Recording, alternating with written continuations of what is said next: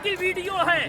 3 गैर मुस्लिम लड़कों ने मिल करके कॉलेज से बच्ची को बुलाया और उसको मार करके स्कॉर्पियो में ले गया। 3 दिन रेप किया और रेप करने के बाद उसके जिस्म को सरेआम ले करके फेंक दिया। आए दिन ये खबरें आ रही हैं।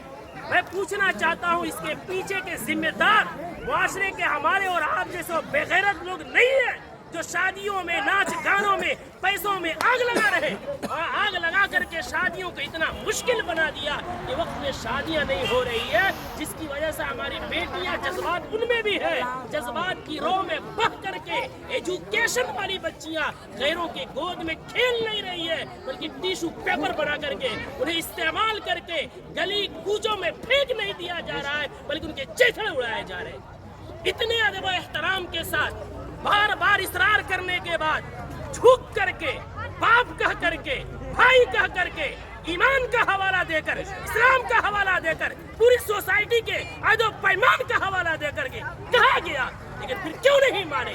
जुर्रत की बात है, हिम्मत की बात है। आखिर वो हिम्मत आई कहां से कि पूरा मुआशरा बाइकाट कर रहा है? आप ना चला रहे हैं, चौक पे नचा रहे हैं, पूरा बस्ती इस गुनाह से बचना चाहता है। खुदा का खौफ खाए हम लोग, कल क़यामत में क्या मुंह दिखाएंगे? पूरे गांव में नचाते हुए लेकर आते हैं, मस्जिद के सामने से लेकर आते हैं, पूरे गांव में।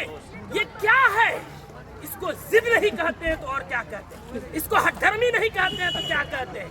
कौन है वो मौलवी, कौन है वो आलिम दीन जिसने कुरान और हदीस पढ़ा है और इतनी सख्ती से मना करने के बाद उस मजलिस में, उस शादी में नाच गाना हो और वो निकाह पढ़ाए, उसका कुरान और हदीस इजाजत देता है? मैं तो एहतराम करता हूँ कि इन्होंने पहले ही जो हमसे मोहब्बत और शफकत के साथ इकरार किया है। कौन है ऐसा जो जिस मजलिस में नाच हो रहा हो, जिस स्टेज में वेशियों का धंधा चल रहा हो, जिस स्टेज में खड़ा हो करके बहनों के पाँव में घुंघरू बांधा जा रहा हो, उनके सरों से दुपट्टे खींचे जा रहे हो, जिस निकाह जो इबादत है उस इबादत के अंदर मुआशरे के लंगे और लुफंगे और लवंडे औरतों के पीछे तालियां बजा रहे हो, वो निकाह में किस मौलवी का इल्म इजाजत देगा निकाह पढ़ाने का?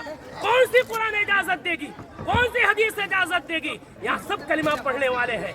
हम मरेंगे, रब के सामने हाजिर होंगे। दुनिया की बात छोड़े, हमें ये खौफ क्यों नहीं आता कि निकाह एक इबादत है, नमाज भी इबादत है। नमाज में अगर कोई गाना बजाए, नमाज का मजाक है।